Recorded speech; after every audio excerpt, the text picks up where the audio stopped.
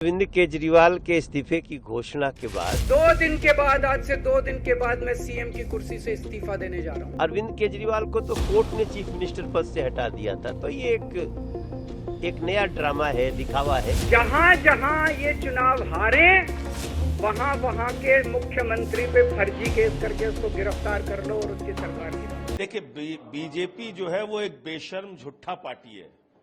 उसने झूठे और बेबुनियाद आरोप लगा के देश के प्रधानमंत्री और गृह मंत्री अमित शाह और नरेंद्र मोदी ने अरविंद केजरीवाल को गिरफ्तार किया आम आदमी पार्टी को खत्म करने के उद्देश्य से और यहां पर हॉर्स ट्रेडिंग खरीद फरोख्त करने के उद्देश्य से, लेकिन वो विफल हो गए। अब केजरीवाल जी जा रहे हैं, जनता से हम प्रमाण पत्र लेकर आएंगे। ईमानदार है या गुनहगार है ये दिल्ली की जनता तय करेगी और मुझे पूरा यकीन है कि प्रचंड बहुमत से, जैसे 67 और 62 सीट लेके 2 बार केजरीवाल जी जीते हैं। इसके पहले एक बार उन्होंने सरकार बनाई, 3 बार वो दिल्ली के मुख्यमंत्री रहे। इस बार भी वो प्रचंड बहुमत से जीत के आएंगे, जनता का प्रमाण पत्र लेकर आएंगे।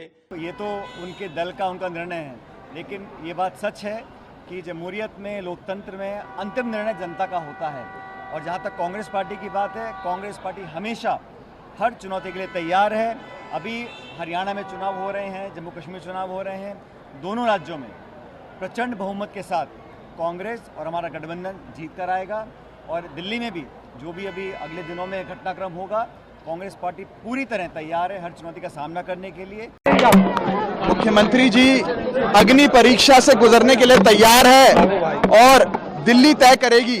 आने वाला 2025 का दिल्ली चुनाव, दिल्ली की जनता उस चुनाव के माध्यम से अपने मुख्यमंत्री को ईमानदार घोषित करेगी।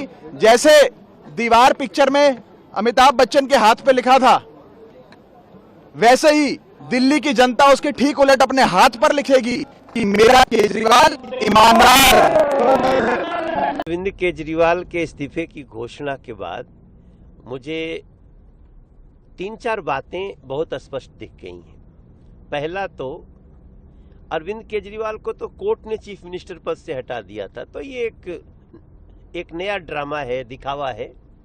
चलिए, देर आए लेकिन संविधान के रास्ते पे आए। होना तो ये चाहिए था कि जिस दिन आप जेल जा रहे थे, इस देश के इतिहास में जब भी चीफ मिनिस्टर जेल जाने की नौबत में आया है तो उसने इस्तीफा दिया है ताकि प्रदेश चलता रहे। अरविंद केजरीवाल ने दिखाया कि हमारा ईगो बड़ा है, हमारे लिए प्रदेश बड़ा नहीं है, प्रदेश के लोग बड़े नहीं है हमारे लिए। चाहे दिल्ली ठप हो जाए, झुग्गी में सेवा न जाए, पानी न जाए, अनऑथराइज कॉलोनियों के लोग सिसक सिसक के रोए, कुछ फर्क नहीं पड़ता। दिल्ली में गड्ढे गड्ढे हो जाएं। अरविंद केजरीवाल को ऐसा लगता था वो चुने नहीं गए हैं, जैसे लगता वो राज गद्दी पर बैठे हैं। तो ये सारे चीजों का आज पटाक्षेप हुआ है। चलो 2 दिन बाद इस्तीफा होगा, लेकिन ये संविधान की बहुत बड़ी जीत हुई है। संविधान यही कहता था ना कि आप इस्तीफा देना पड़ेगा आपको, और इतने सारे बहस, इतने सारे जिरह के बाद भी कोर्ट ने बेल देने के पहले उनको चीफ मिनिस्टर पद से हटा दिया।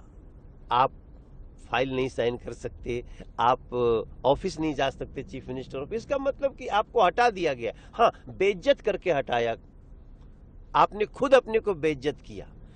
अब जब आपने घोषणा कर दिया है, एक विक्टिम कार्ड खेलने के तो बहुत माहिर है ना अरविंद केजरीवाल जी, तो वो दिखाएंगे कि देखो देखो मैंने इस्तीफा दिया। इस्तीफा नहीं दिया उन्होंने, ऑलरेडी वो कोर्ट के द्वारा सस्पेंड किए जा चुके हैं। अब जब इस्तीफा भी दे रहे हैं तो 2 दिन का टाइम ले रहे हैं। अब इस 2 दिन में क्या क्या होगा कोई भी व्यक्ति सोच सकता है। उनको अपने उत्तराधिकारी खोजने हैं, लोगों पे विश्वास नहीं है, अपने विधायकों पे विश्वास नहीं है। बहरहाल जो भी होगा देखना इंटरेस्टिंग होगा। लेकिन एक चीज अंत में बोलूंगा, उन्होंने एक बात कही कि मैं जाऊंगा गलियों में। मैं बड़ा खुश हुआ। आइए गलियों में चलिएगा तो बहनें आपसे पूछेंगी, माताएं पूछेंगी कि तुम ही हो जिसने हमारे बच्चों को शराबी बनाने के लिए ऐसा नियम लेके आए थे, तुम ही हो जिसने कि शराब घोटाला किया। तो ये सवाल अरविंद केजरीवाल से दिल्ली की जनता पूछ पाएगी कि आज दिल्ली के हर सड़क पे गड्ढे क्यों हैं।